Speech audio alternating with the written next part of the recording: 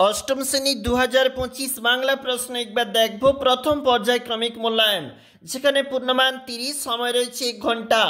এবং দেখো কি বলেছি, সঠিক উত্তর বেছে নিয়ে লেখো দুটি।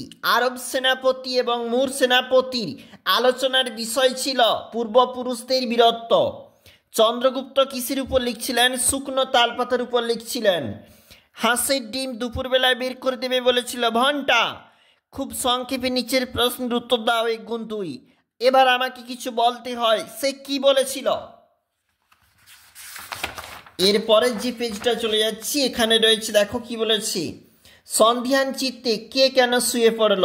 পুরুকে বন্দি করে আনি যখন সে কি বলল জানো? পুরু কি বলেছিল? সেই কথা বক্তাকে কিভাবে অভিভূত করেছিল? বনভোজনের জায়গায় কিভাবে যাওয়া যায়?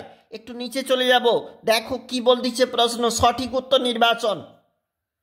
গাছেরা কেমন সবুজ জামা পরে থাকি, তোমারই কি এমন ভাগ্য বাঁচিয়ে যাবে সকল জখম, কার্নিশে বসা চড়ুইটির চাহনিতে তাজ ছিল মজার। এবং খুব সংক্ষেপে উত্তর দেওয়া বলেছে। কি বলেছে দেখো, বোঝাপড়া কবিতাটি কোন কাব্যগ্রন্থ থেকে নেওয়া হয়েছে? দেখো এরপরে বলেছে সবুজ গাছেরা কোন পতঙ্গ পছন্দ করে? প্রজাপতি।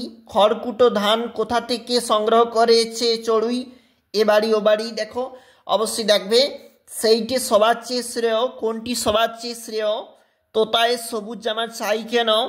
নীলকণ্ঠ পাখি কোথায় এসে বসবে? দুর্গা কোথায় ব্রত পালন করেছিল? চিনিবাস ময়রা হরিহরের বাড়ি ঢুকলো না কেন? এটা হচ্ছে পরবর্তী পেজ, যেখানে কিন্তু আবারও প্রশ্ন। আমরা একটু চলে যাব এমসিকিউতে। রবীন্দ্রনাথ শব্দে মোট দল রবীন্দ্রনাথ 4টি দল।